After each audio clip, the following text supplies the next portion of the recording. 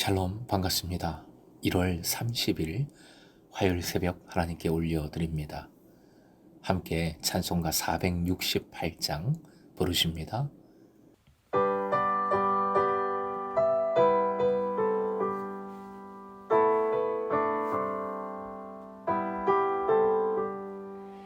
큰 사랑의 세계명을 우리에게 주신 주님, 서로 사랑하면 제자 된다 가르쳤네. 그 연약한 제자들을 끝날까지 사랑하고 함께 찬송 부르시며 감람산을 오르셨네. 우리 위해 기도하신 주의 뜻을 이루도록 우리만을 주 안에서 하나 되게 하옵소서. 의와 진리 말씀으로 거룩하게 하시어서 그 신 따라 실천하신 주 따르게 하옵소서. 아멘. 오늘 말씀은 고린도전서 12장 21절에서 25절, 12장 21절부터 25절까지입니다. 함께 읽겠습니다.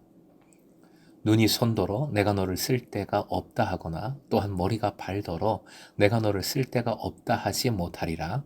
그뿐 아니라 더 약하게 보이는 몸의 지체가 도리어 요긴하고 우리가 몸에 덜 귀히 여기는 그것들을 더욱 귀한 것들로 입혀주며 우리의 아름답지 못한 지체는 더욱 아름다운 것을 얻느니라. 그런즉 우리의 아름다운 지체는 그럴 필요가 없느니라. 오직 하나님이 몸을 고르게 하여 부족한 지체에게 귀중함을 더하사 몸 가운데서 분쟁이 없고 오직 여러 지체가 서로 같이 돌보게 하셨느니라.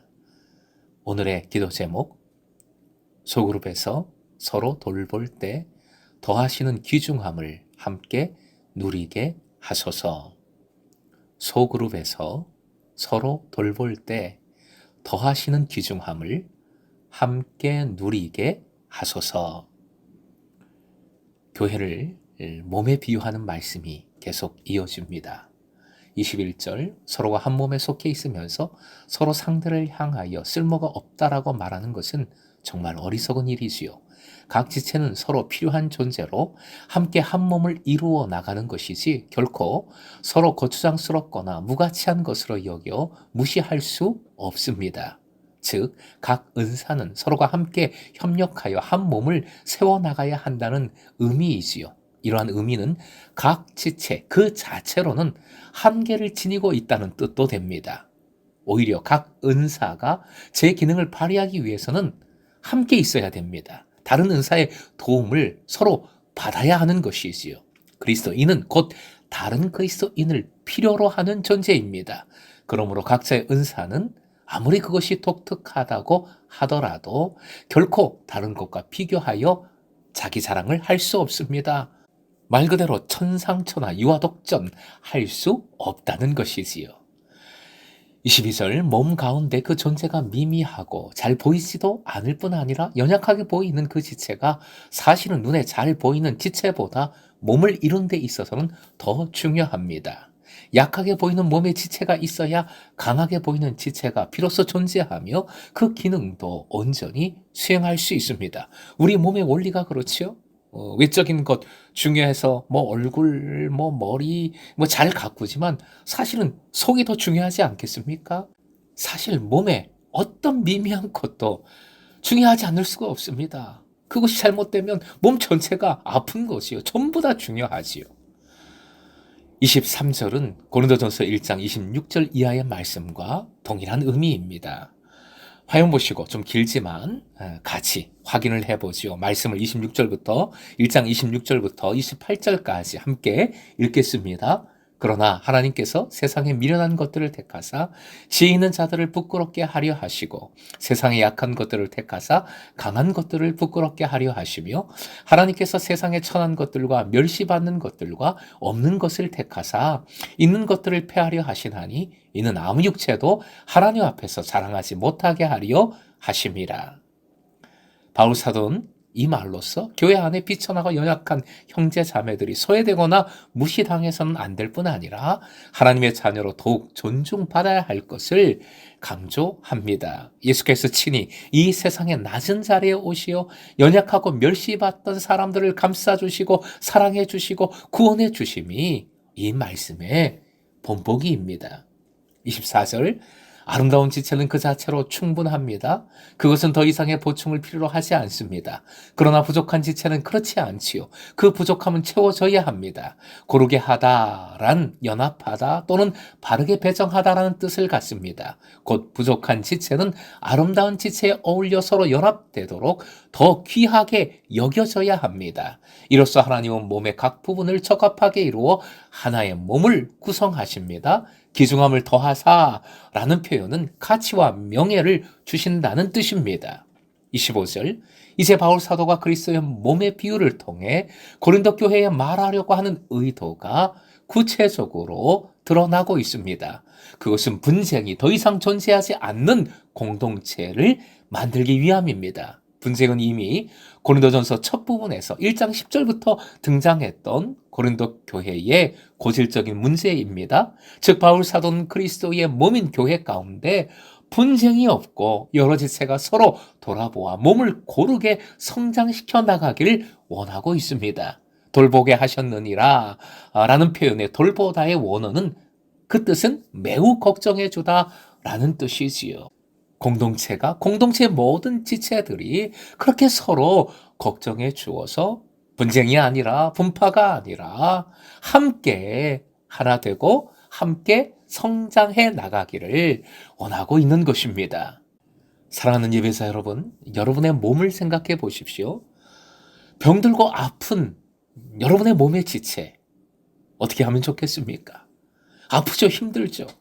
잘라내 버립니까? 돌보지 않습니까? 오히려 그런 연약한 아픈 몸의 지체를 더 돌봅니다. 약을 먹고 관리하고 그래서 어떻게 하든지 전체 내 몸을 건강하게 유지하려고 하지 않습니까?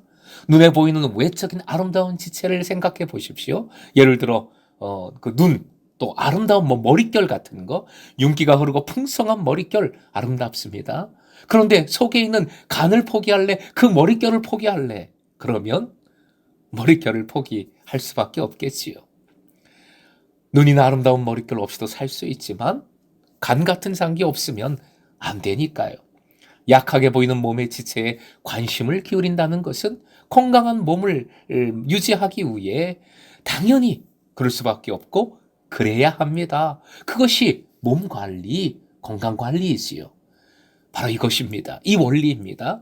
바울 사도는 몸의 비유를 통해, 몸의 유비를 통해 하나님께서 공동체를 그렇게 이끄심을 가르쳐 주고 있습니다. 내가 공동체에서 약하다고 생각하십니까? 또는 내가 공동체 내에서 사람들에게 인정받지 못한다 여기십니까? 내가 약하여 공동체에 도움이 되지 못하고 사람들도 내게 별로 신경 쓰지 않는다 생각하십니까? 아니요. 하나님께서는 그런 연약한 이들에게 귀중함을 더해 주심을 잊지 마십시오. 예배를 통해서 하나님께서 귀중하게 여겨주시는 그 은혜를 발견하고 누리시길 축복합니다. 또한 서로 같이 돌보게 하셨다 하는데 우리는 돌보는 일을 소그룹에서 실천하고자 합니다. 서로 걱정해주며 기도하고 축복하는 곳이 소그룹입니다. 참된 소그룹 나눔만이 공동체를 건강하게 세워갑니다. 공동체를 진짜 건강하게 관리하게 되는 것이지요. 이제 소그룹으로, 진짜 소그룹으로 소그룹 나눔으로 서로 돌보는 일을 시작할 때 분쟁이 사라지고 서로 같이 하나님의 귀중함을 새롭게 깨달아 함께 오이코돔에 굳건해지는 은혜가 충만할 수 있기를 주님의 이름으로 축원드립니다.